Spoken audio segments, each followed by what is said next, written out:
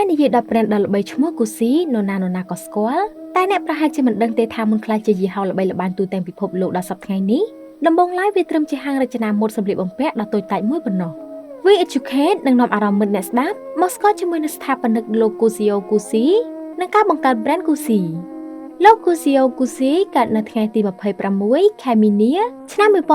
1881នៅទីក្រុង Florence រដ្ឋ Tuscany ប្រទេសអ៊ីតាលីលោកកើតក្នុងត្រកូលដែលមានជីវភាពសាមញ្ញធម្មតាដោយឪពុកម្ដាយរបស់លោកជាអ្នកសិប្បករផលិតផលិតផលដែលធ្វើអំពីស្បែកក្រោយមានវ័យធំបន្តិចលោកក៏បានផ្លាស់ប្ដូរទៅរស់នៅទីក្រុងឡុងប្រទេសអង់គ្លេសដើម្បីរកចំណូលមកជួយគ្រួសារបន្ថែម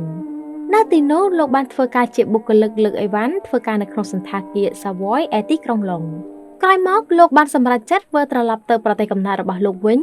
ហើយក៏បានធ្វើការក្នុងហាងវ៉ាលីមួយនៅក្នុងទីក្រុង Florenceដែលមានស្លាកយីហោឈ្មោះ Franci ដែលទីនោះហើយជាកន្លែងដែលលោកទទួលបានបទពិសោធន៍ការងារទាក់ទងនឹងការផលិតនិងការកែច្នៃឲ្យទៅជារបស់ប្រើប្រាស់មុនពេលបង្កើតអាជីវកម្មផ្ទាល់ខ្លួនរបស់គាត់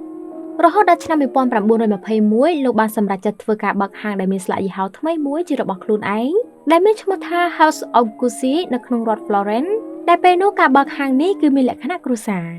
ហើយទំនិញដែលមានលក់ក្នុងហាងរបស់លោកគឺគ្រឿងប្រើប្រាស់សម្រាប់តែអ្នកជិះសេះក្នុងទសវត្សរ៍ឆ្នាំ1920នៅពេលកណ្ដាលទសវត្សរ៍ឆ្នាំ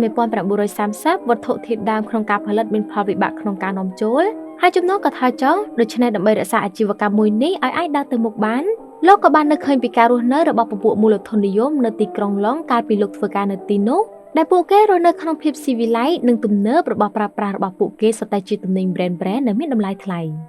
លោកក៏មានគំនិតបង្កើតហាងមួយទៀតដោយដាក់ឈ្មោះរបស់លោកផ្ទាល់គឺ brand Gucciដែលមានលក់កាបូបស្បែកជើងខ្សាច់ក្រវ៉ាត់កនិងផលិតផលផ្សេងទៀតក្រុមឈ្មោះថា Gucci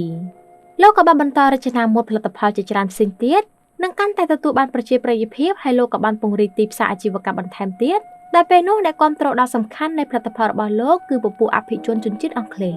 បន្ទាប់ពីបានបើកដំណើរការបានមួយរយៈសន្ទុះនៃការគ្រប់គ្រងកាន់តែខ្លាំងឡើងក្នុងឆ្នាំ1951លោកបានបើកសាខាថ្មីមួយទៀតនៅមីឡានក្រោយមកទៀតលោកក៏បានបើកសាខាមួយទៀតនៅ Manhattan នៅទីក្រុង New York សហរដ្ឋអាមេរិក brand Gucci របស់លោកបានបន្តរីកដុះដាលនិងឈរជើងក្នុងទីផ្សារសហរដ្ឋអាមេរិកហើយទទួលបានការគាំទ្រយ៉ាងខ្លាំងពីអតិថិជននៅទីនោះក្រោយរយៈពេល15ថ្ងៃបន្ទាប់ពីការបើកសាខាថ្មីដំបូងនៅ New York នេះលោក Gucci ក៏បានទទួលមរណភាពនៅក្នុងឆ្នាំ1953គេដំណើររបស់លោកត្រូវបានគ្រប់គ្រងបន្តដោយកូនប្រុសរបស់លោកឈ្មោះ Aldo ថ្មីត្បិតតែលោកបានស្លាប់ទៅហើយក្តីតែយីហោនៅតែបន្តរីកដុះដាលហើយបានបើកសាខាច្រើននៅទូទាំងពិភពលោកហើយក៏បានឈ្នះពានរង្វាន់ជាច្រើនផងដែរ brand Gucci នេះបានឈានដល់ចំណុចកំពូលនិងល្បីល្បាញបំផុតជាពិសេសមានការពេញនិយមជាខ្លាំងសម្រាប់អ្នកដែលចូលចិត្តប្រើទំនិញប្រណិតនិងមានតម្លៃថ្លៃ